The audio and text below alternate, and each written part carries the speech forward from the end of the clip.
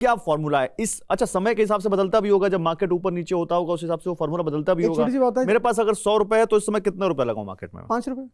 5 रुपए। ओ, बाकी अगले 5 लगाते जाइए। अब देखिए, फिर आपको मैं बोला, आप क्यों पैसा लगा रहे पहले बताइए।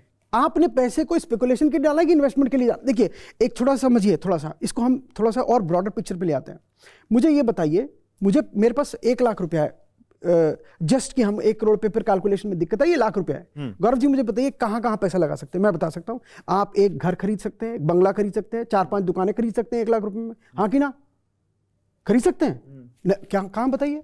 1 लाख रुपए में 4-5 दुकानें कहां खरीदोगे? 1 करोड़ में नहीं खरीद पाऊंगा सर। 10 करोड़ में नहीं मिल पाएगी आपको। तो इसका मतलब आपके पास इन्वेस्टमेंट्स के कुछ ही ऐसे स्रोत हैं जहां आप पैसा डाल सकते हैं। सेविंग में 3.5% है, एफडी में 6% है, और बताइए कहां?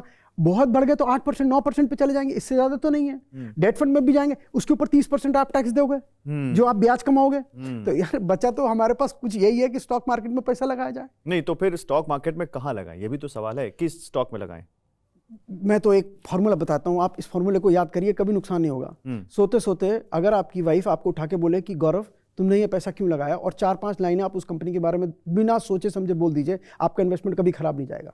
कोई भी कंपनी में जिसमें आपने पैसा लगाया है और जो आज प्रॉफिट पे चल रहा है, उसकी 5, 6, 10 लाइनें आपको आज भी याद होंगी कि मैंने ये पैसा इस कंपनी में इसलिए लगाया क्योंकि ये 5 रीजन है। आप पैसा लगाते हो क्योंकि मैंने बोला, एक्स ने बोला, वाई ने बोला। आप अपनी सोच से तो लगा ही नहीं रहे। आपने कितनी स्टडी करी बैलेंस शीट की?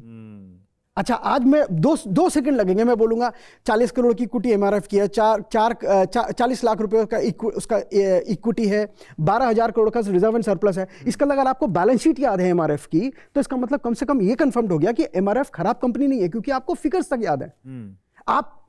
आप पैसा लगा, जैसे फॉर एग्जांपल वो किसी टाइम पहले वो एक शेयर आया था, राकेश झुनझुनवाला सर ने खरीदा, वो गेमिंग की कंपनी थी, नाम याद नहीं आ रहा, बताते जाओगे एकदम याद आ जाएगा। तो उस गेमिंग कंपनी के लिए सब लोग ने बोला गेमिंग कंपनी है, नया चीज़ है, नया चीज़ है। गवर्नमेंट ने 2 मिनट में उसके ऊपर बोल दिया कि गेमिंग कंपनी यहाँ पे नहीं चलेगी भारत देश में, हम उसको बैन करेंगे। देखो वो शेयर, फिर नाम याद नहीं आ रहा। ड्रीम 11 की बात तो नहीं कर रहे? ड्रीम 11 की बात नहीं, जो लिस्टेड है स्टॉक मार्केट में। अच्छा, नज़ारा टेक्नोलॉजीज, यस। और 3300-3400 रुपए गया था। आप मेरे पास, आप वो जहां पे भी आप पैसा लगा रहे हैं, पहले धंधा को समझिए। अगर आपको धंधा समझ में आ गया, आपको नुकसान नहीं होगा। आप देखिए, शेयर मार्केट को एक नया पर्सपेक्टिव से समझिए। आप शेयर मत खरीदिए, उस धंधे का हिस्सा बनिए।